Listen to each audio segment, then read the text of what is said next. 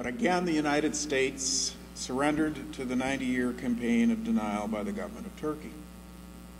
The State Department and the White House have continued the cowardly policies of every Secretary of State since Lansing, who have considered it more important to placate the Turkish government than to be truthful about history.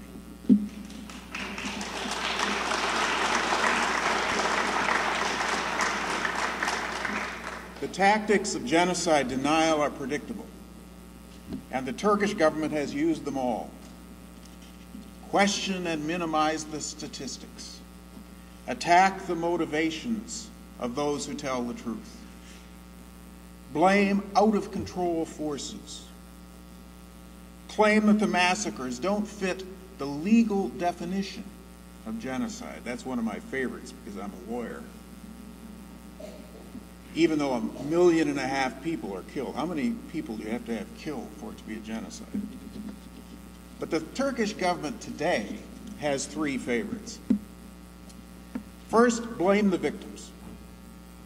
Claim that the killings were in self-defense against people who were disloyal to the Ottoman Empire during a world war. The truth is, of course, that very few Armenians joined the Ottoman Empire's enemies.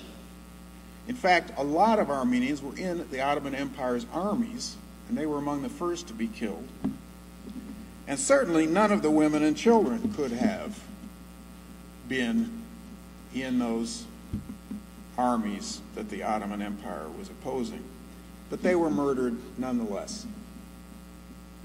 The second tactic is claim that Muslim Turks also suffered many deaths. Sounds logical, doesn't it? The problem with this argument is that the deaths were in battles with European troops, not at the hands of Armenians who were deported like sheep into the desert. It's a lie. And finally, claim that the deaths were inadvertent, due to lack of food and water, not due to intentional destruction. The falsehood of this claim is amply proven by these eyewitnesses and by American consular officers, missionaries, and most tellingly, perhaps, in the archives of the Ottoman Empire's own allies, Germany and Austria-Hungary. Right here in our national archives, we got 40,000 pages of evidence. And we also have the records of the Ottoman courts-martials of 1918 and 1920. This was not simply a byproduct of deportation. This was mass murder intended by starvation. So why can't a resolution that tells the truth about the Armenian Genocide pass Congress? And here we run into 2 more tactics of denial that apply to us. The first is to claim that the current peace and reconciliation today are more important than blaming past perpetrators for genocide. The latest version of this tactic is the Turkish government's proposal to set up a historians commission, with half of the members appointed by the Turkish government and half by the government of the Republic of Armenia to, quote, study the facts of what occurred in 1915 to 1923.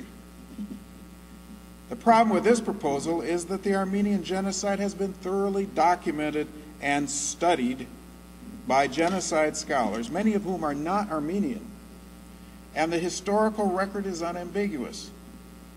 In fact, in 1997, the International Association of Genocide Scholars, of which I'm president now, unanimously declared that the Turkish massacres over 93 years ago was a crime of genocide.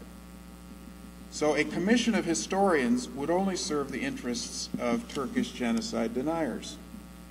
There's no more other side to the truth about the Armenian Genocide than there is about the Holocaust.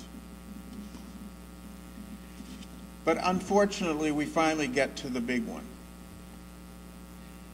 don't tell the truth, because to do so would not be in current U.S. political, economic, and military interests. The U.S. has a huge air base in Turkey that we need for our wars in Iraq and Afghanistan. The Turks have threatened to close that base, cancel purchases of American military equipment, boycott American goods, and even pass their own resolution, get this, condemning 19th century U.S. government massacres of Native Americans. Actually, I think that's a good idea. In fact, a number of U.S. congressmen and senators have beaten them to it by years and have already introduced such resolutions about our treatment of Native Americans, and those resolutions should also be passed. But I want to talk to you today about the cost of denial. In my studies of genocide, I've discovered that the process of every genocide has predictable stages. They aren't linear because they usually operate simultaneously. But there is a logical order to them, because a later stage cannot occur without a logically prior stage. It's also useful to distinguish them because they can help us see when genocide's coming and what we can do to prevent it.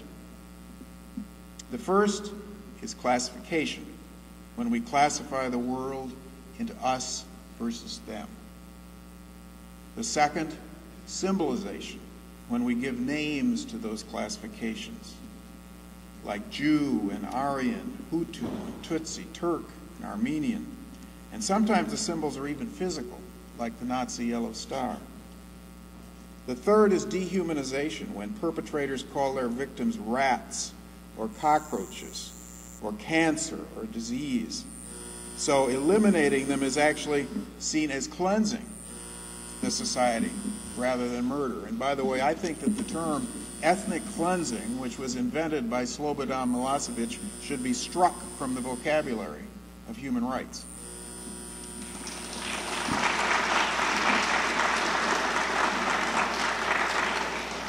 The fourth is organization, when hate groups, armies, and militias organize. The fifth, polarization, when moderates are targeted who could stop the process, especially moderates from the perpetrator's own group. The sixth stage is preparation, when the perpetrators are trained and armed, when victims are identified, they're transported, they're concentrated. In fact, one of the parts of that stage is also the disarmament of the victims. The seventh stage is extermination, and that is the stage we legally define as genocide, the intentional destruction in whole or in part of a national, ethnic, racial, or religious group. Now, when I first outlined these stages, when I was in the State Department in 1996, and I realized that we needed some kind of a clear outline like that so that our diplomats could understand genocide when it was coming, because we sure had missed it for Rwanda. I thought that was it, just those 7 stages. But then I realized there's actually an 8th stage in every genocide, and that is denial.